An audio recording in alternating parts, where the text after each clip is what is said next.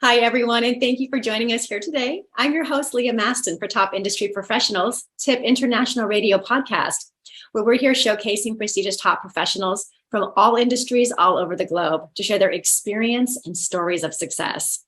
My amazing co-host is here with me, and we are so honored to have her as a host of the show. Originally from Namibia, she was crowned Miss Universe in 1992. Please welcome Michelle McLean. Hello. Hi, Leah. Hi, everyone. It's always so amazing to be a part of this wonderful family. And another part of our family, we would love to introduce you today, a very special guest joining us. She has dedicated over 3 decades of her career to sustainable development and international relations.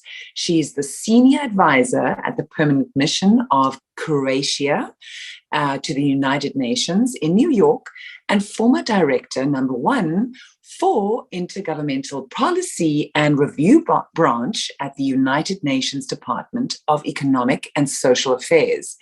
Please welcome our wonderful, beautiful guest, Irena Zubcevic. Irena, how are you?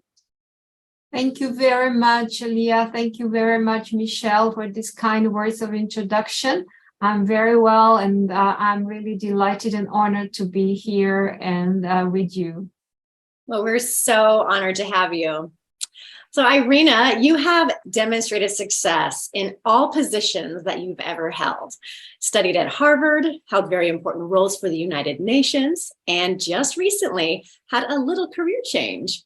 Tell us a little about your journey and what got you into the field. And was it always something that you wanted to do? Well, actually, it is something I always wanted to do. It wasn't deliberate kind of thing. As you might see that I'm not here from the US. I come from Croatia. You can see from my name. And Croatia was not an independent country always. So it was part of former Yugoslavia. So when it gained its independence in 1992, I thought that this is my kind of a debt to the country to give my skills and my experience. At that time, I was still at the beginning of my career, to help it become a modern nation and the part of the European Union it is today.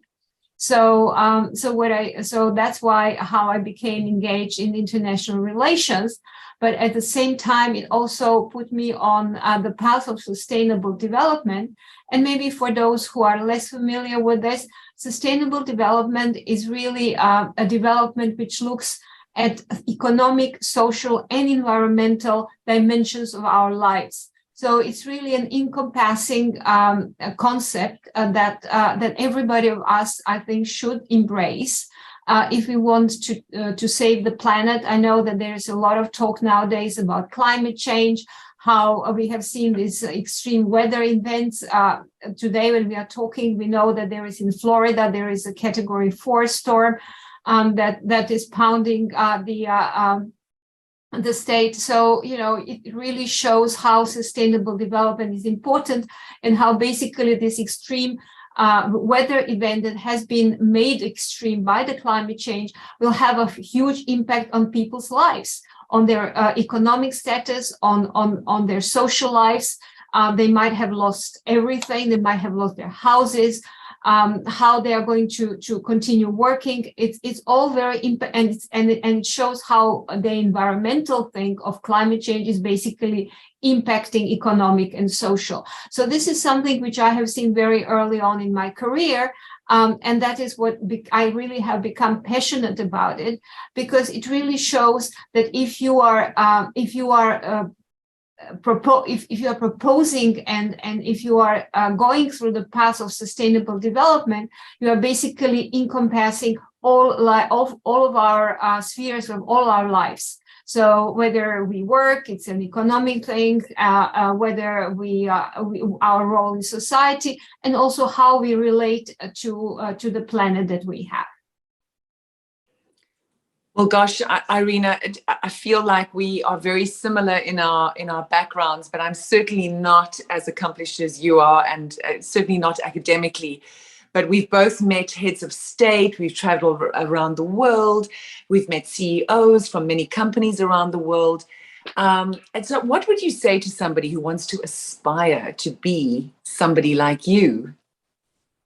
Well, I try to, for younger generations, always try to be a role model in a way, not to be in a high position of power or anything like that, but really trying to be a mentor and to show them how you can do certain things and how you can develop capacities and skills to become anything that you want to be. So it doesn't have necessarily to be my path, because my path is my path, which has been influenced by many things along the way, but to show that you can become anything that you want to be. So I think this is really, really important. And I think that whatever anybody aspires to, and that is, again, I'm going back to sustainable development, but I think it's important because what I feel is important is that everybody should have opportunities. Then it's up to you how you take them and what you do with them, but to have opportunities. So you have the opportunities to education, that you are equally treated by everybody when you enter the labor force, so that you can develop your capabilities, your skills, and that you attain the highest level of knowledge and experience that you can, and that you have this possibility. So I think this is really, really important. I would say to everybody is that I have been really privileged that my passion is also my work, because I'm really passionate about sustainable development. I have just explained why, but at the same time, it's my work. So it might not always happen to people, but it could. And I would just say, it would be what I have been working on in my whole career, is to try to make opportunities for people so that they can then develop them to the best of their capabilities, and that they really empower them, that they can see that they can do anything they want to do if they have the opportunities and if they set their mind to do it. That's so inspiring, and it's amazing what you do. And you've always been active in giving back to the community and remaining active in other groups and societies. Tell us about your philanthropy work and why it's so important for you to pay it forward. I think that it's very important. The philanthropy work is really important because it's not about us feeling good. That's what I think. It's about who you are making feel good because of that. And then in return, it might happen that you also feel good. And I think this is really, really important. I have been part of the Soroptimist International, which is international organizations, with chapters all over the world. I'm active in the New York one because that's where I live. I live in New York. Helping those who, especially helping women, but also helping anybody, any men as well, any person who wants to really to get them to the opportunities that they deserve to have, to be, as I said, to be able to then develop them and to attain the knowledge and skills and experience to do it. So I think this is really about people that and causes that you are helping. It's not about, if you really are sincere, I think, it's not about how you feel, it's about what kind of a difference you make and how you make other people feel. So I think this is part of the work that I really, that's how I approach this part of work. Well, Irena, I mean, your life has been amazing. And during your illustrious career, you have won numerous awards, honors, and featured in many, many magazines. This year, you'll be honored at IAOTP's annual awards gala at the Bellagio Hotel for your selection as the most inspirational member of the year in sustainable development. And you'll be featured on the famous Planet Hollywood billboard on the Las Vegas Strip. Last year, you were honored at the Plaza Hotel for your selection at IAOTP's Lifetime Achievement Award, and you were inducted into the Hall of Fame. Oh my goodness. And the accolades keep going and going. You also appeared on the famous Reuters billboard in Times Square, and you graced the front cover of Tip magazine. Congratulations. It's so, so impressive. But more impressive is the work and how inspiring you are to everybody. So tell us, what would be, in your experience, the most memorable experience of your life? Well, I don't know that it's just one experience. I think it's a series of experiences. One of them is working at United Nations. I really think that this is such a rewarding experience. Whether you are in the Secretariat, which I have recently been a part of the UN Department of Economic and Social Affairs, or whether you're working for one of the member states that I'm currently doing as a senior advisor in the mission of Croatia to the UN, but working basically with the UN or in the UN, it really gives you such a wide and encompassing picture of the world, and really also working with different people from different backgrounds, with different experiences. And something which I have always thrived to is to try to make a difference and to contribute to making a difference. It's not, of course, one person that can do it, but if we all try, and if, you know, I have been working with such amazing teams of people at the UN. I had, before I left, I had a wonderful team of 10 professionals, and we worked across the world in all different parts of the world. And our kind of motto was, we want to make a difference. And we try to make a difference, to contribute to making that difference in people's lives. And it really is nothing more rewarding than when you see that you have done something and contributed to people living a better life and making a better life for them and those around them. So I think this is something which I would always say, this is the biggest accomplishment, is if you can feel that with your work and your dedication, that you can really contribute to making the lives of other people really very, very different than they might have been. And one of the things that maybe this is a recent one, which I can talk about, is the one that I had when I was interviewing a person who was instrumental in conceptualizing and politically spearheading, so to say, through the United Nations system, is the Universal Goals for Sustainable Development, which are called Sustainable Development Goals. And these goals are so important because, again, they cover the whole range of human activities. So be it economic, be it social, be it environmental. If you fulfill those goals, you have really covered the whole range of humankind activities. And this person was a former Colombian diplomat. Her name was Paula Caballero.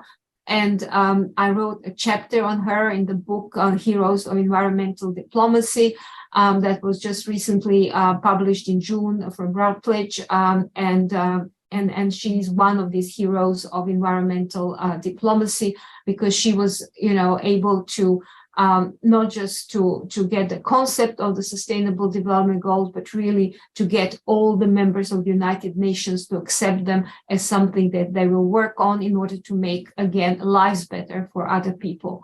And I was so privileged to have been working on this chapter with her and looking through her eyes at this process. And what I have learned, and you always learn things, and from what I have learned from her is that it's really worth taking the risks, and that you really, if you believe into something, that you persevere, and it's worth taking the risks. So every kind of communication and interaction that you have with people like that always makes you more, I would say, a better person yourself, but also a better a better formed person and making it better for you to be able to do things for other people. So this is something which I think is a really a great accomplishment to see that you are making difference in people's lives. Gosh, what an inspiring career of contribution. When you're not working, what do you like to do for fun? What are your hobbies? Well, I have a love of my life, which is my doggy.